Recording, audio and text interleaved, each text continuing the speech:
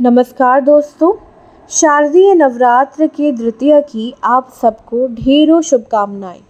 शारदीय नवरात्र के द्वितीया के दिन माता के पूजन उनके ब्रह्मचारिणी के रूप में होता है। ब्रह्मचारिणी दो शब्दों से मिलकर बना है, ब्रह्म और चारिणी। ब्रह्म यानी जो तपस्या करता है और चारिणी यानी कि वो जो इस प्रकार का आचरण करता है।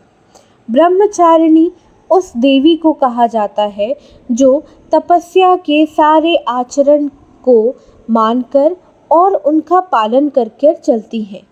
देवी का ये ब्रह्मचारिणी रूप पूर्ण रूप से ज्योतिर्मय और अत्यंत ही भव्य है।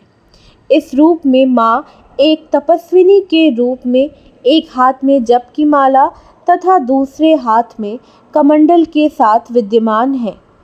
हिम पर्वत की पुत्री हेमावती, जिन्हें हम शैलपुत्री के नाम से पूजते हैं, ब्रह्मचारिणी इन्हीं का एक रूप है।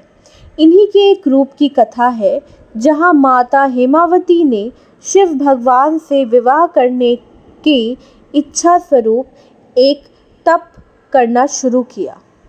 माता हेमावती का ये तप बहुत ही मुश्किल तथा चुनौतियों से भरा था, परंतु एक लंबे समय तक उनकी इस तपस्या के परिणाम स्वरूप उनको ये आशीर्वाद प्राप्त होता है कि उनको मनोवांछित इच्छा उनकी पूरी की जाएगी।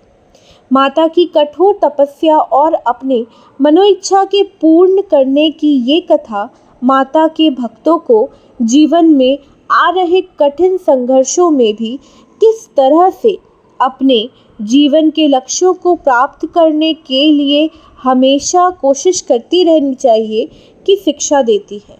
माँ दुर्गा के इस रूप को उपासना से तप, त्याग, वैराग्य, सदाचार और संयम की वृद्धि के रूप में पूजा जाता है तथा उनके अनुयायियों को इनके इस रूप से ये शिक्षा मिलती है कि किस तरीके से अपने लक्ष्य के लिए हमेशा तत्पर रहना चाहिए। आशा करती हूँ कि आज की ये वीडियो आपको पसंद आई होगी। ऐसी ही कहीं अनकहीं बातों को जानने के लिए please like, share and subscribe my YouTube channel कहीं अनकहीं। Thank you.